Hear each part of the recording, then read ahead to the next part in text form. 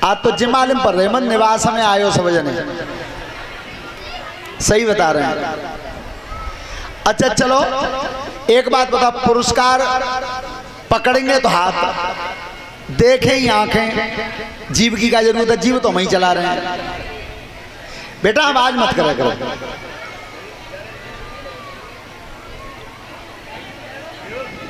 ध्यान रखना, उस समय देवर्षि नारद आ रहे थे, बीड़ा हाथ में लग रहा था। किस तरह से? श्रीमन नारायण नारायण नारायण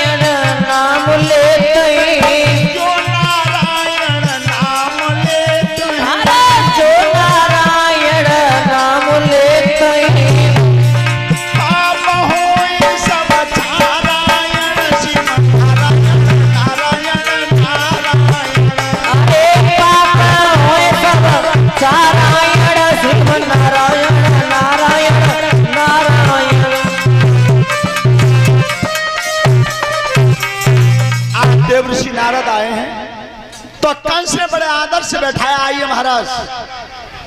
और नारद जी ने कही, कंस बेटा बात मत करो, तुम्हारे हाथ जोड़ते हैं, बहुत परेशानी आते हैं हमें बोलने में।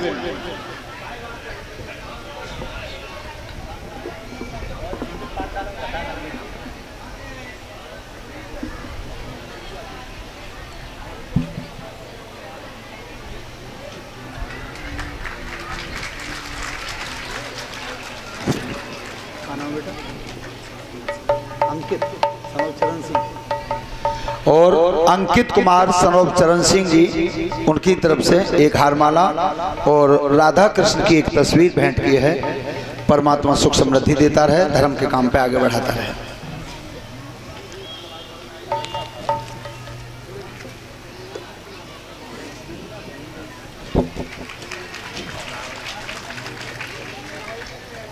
और ये राहुल कुमार हैं ढाबर से, एक राधा कृष्ण की तस्वीर से और एक हारमाला से सम्मानित किया है। धन्यवाद।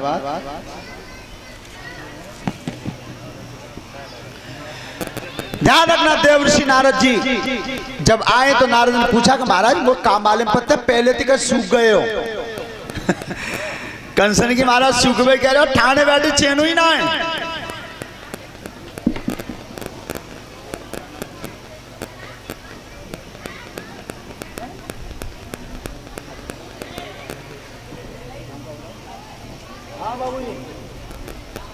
विजय विजय विजय विजय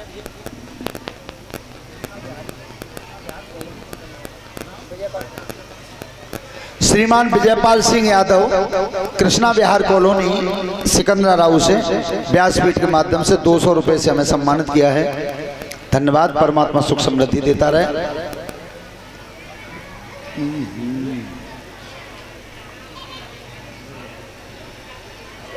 श्रोता बंधु,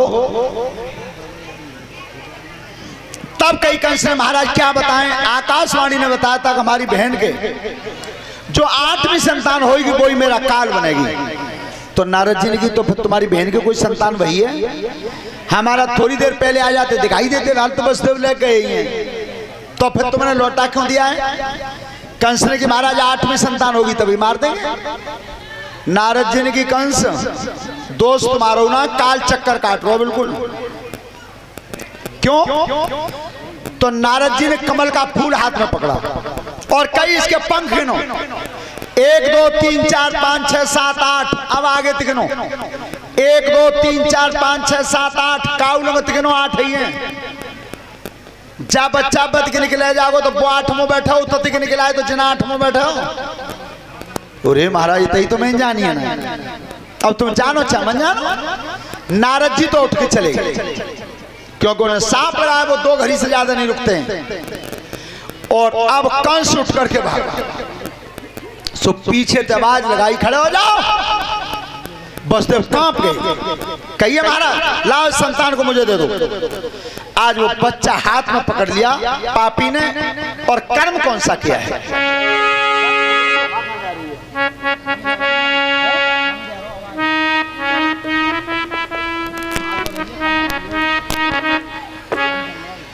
श्रोता बंधु,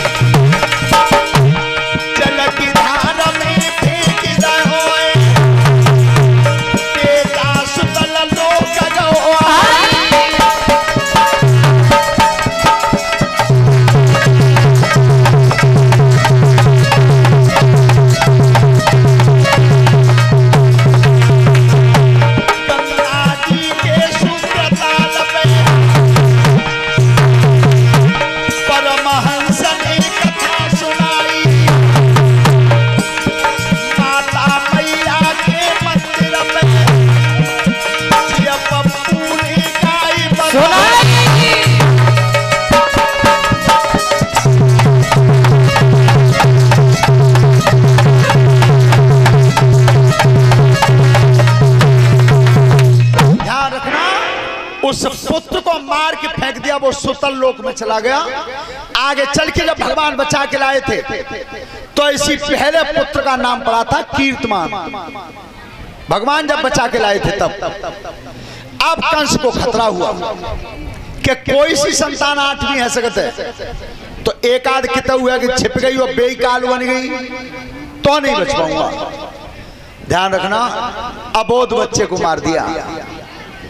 एक बात जीवन में ध्यान रखना, मैंने कल भी बताया था कि पूजा हमेशा कर्म की हुई है, शरीर की नहीं हुई है। सब बेटा बात करना बंद कर दो, ध्यान से सुनो। बहुत अमूल्य समय होता है, सबसे ज्यादा कीमती अगर कोई चीज है दुनिया में तो वो समय है। समय से बड़ा कीमती कोई नहीं है। और तुम घर के काम काज छोड़ के यहाँ तक आते हो और बाऊ समय तुम बातन में लगाते हो तो वो समय व्यर्थ चला गया। बिल्कुल। कितने ऊंचे कुल के ऋषि थे पुलस्त ऋषि, उनका नाती था। ध्यान से सुनना, पुलस्त जैसे ऋषि का नाती था, विश्रवा जैसे उच्च कोट के ब्राह्मण का बेटा था। अरे सोने की लंका का स्वामी था। लेकिन एक बार जंगल से जनक दुलारी सीता का हरण कर ले गया। आज तक किसी ने अपने बेटे का नाम रावण नहीं रखा आज तक। दूसरी बात, यदुवंश के कितने ऊंचे राजा थे उग्रसेन महाराज, बेटा कंस जन्मा, 22,000 हाथी का बल आया उसकी काया में, लेकिन अपनी बहन के अबोध बच्चे को पापी ने मार के फेंक दिया। आज तक किसी ने अपने बेटे का नाम कंस नहीं रखा। तो पूजा हुई है तो कर्म की हुई है, शरीर की नहीं हुई। Hello hello hello hello. और ये 100 रुपए गुरु जी के लिए, 20 रुपए शास्त्री मंडल के लिए। कलश वाली कन्या उनका सम्मान है विशेष कुमार ढाबर से। धन्यवाद। कलश वाली कन्या खड़ी हो जाए।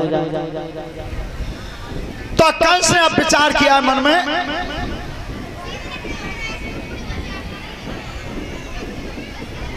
ए लली जी बिटिया ज्यादा बात कर रही है, जा का परेशानी पूछियो।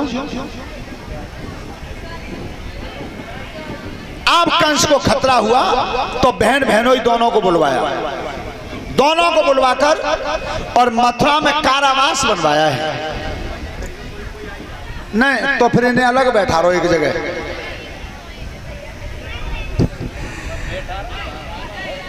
सोता बंधु, कारावास बनवा दिया पापी ने कि जब तक 8वीं संतान नहीं होगी तब तक तुम निकल के नहीं जाओगे। पहरेदारी लगा दी, हाथों में हथकड़ी और पैरों में बेड़ी डलवा दी। परीक्षित महाराज जी कुछ समय के बाद दूसरी संतान हुई, उसे भी मार की जल की धार में फेंक दिया। सोता बंधु, इस तरह से 6 बच्चाओं की हत्या कर दी, 6। अब भगवान क्षीर सागर में विचार करते हैं कि अब 2 नंबर बाकी हैं। तो शेष महाराज से कही कि पहले त्रेता में हम बड़े बने, अब क्या मन हो तो तुम बड़े बन लो। अब शेष भगवान कह रहे हैं कि अब के तो बड़े हम ही बनेंगे, पहले बने छोटे, लक्ष्मण बने। तो गोस्वामी जी लिखते हैं कि लक्ष्मण ने कछ मर्म न जाना, जो कुछ चरित्र रचे भगवाना। अब उन्हें जिम ना मालूम कि चाहे बड़ो बने चाहे छोटो बने, जाने अपने मन का भेद तो आज तक दिया ही नहीं। सोता बंधु, आज 7वें गर्भ में शेष भगवान आए हैं। 7वें गर्भ में जब शेष भगवान आए हैं, वो गर्भ 7 महीने का हुआ है।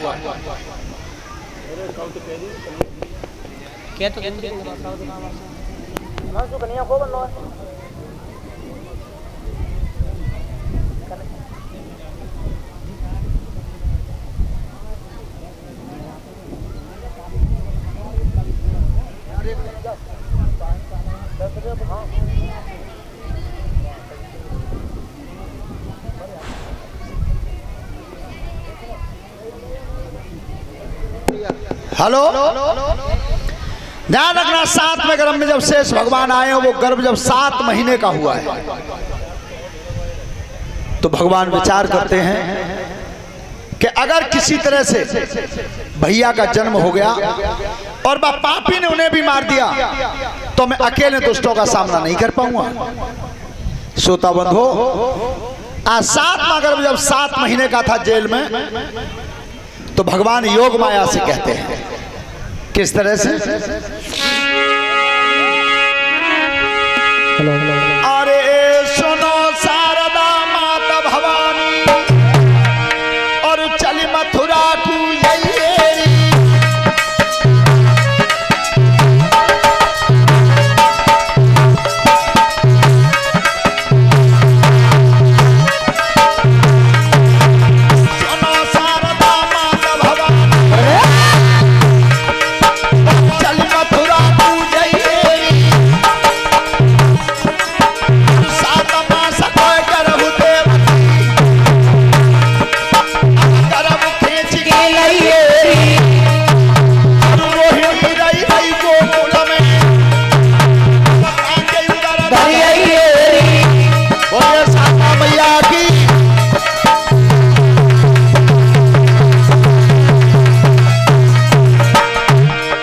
परीक्षक जी, ये काम इसी का है जो तुम्हारे मंदिर में बैठी है, इसी ने किया। तब भगवान की मैया 7 महीने का गर्भ है देवकी के, अमन को न्यों का तो निकाल के और रोहिणी के गर्भ में पहुंचा देना।